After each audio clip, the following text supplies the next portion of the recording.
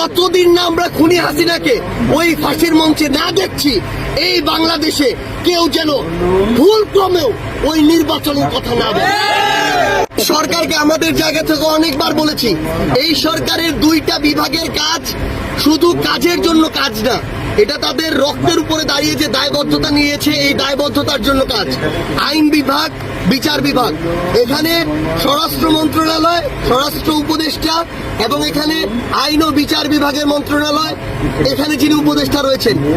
এই দুইজন উপদেষ্টা তারা যদি এই খুনি হাসিনার দৃশ্যমান বিচার এই অন্তর্বর্তীকালীন সরকারের সময়ে করে না যেতে পারেন, তাহলে এই সরকারের সবচেয়ে বড় দায়বদ্ধতা এবং সবচেয়ে বড় লেজিটিমেসি তারা হারাবেন এবং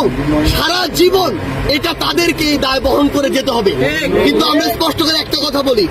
দায় বহন করে যাওয়ার মধ্যে সব শেষ না।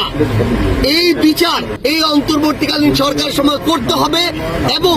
যে সময়টুকু এই সরকারের আছে, নির্বাচনের আগেই খুনি হাসিনাকে বাংলাদেশে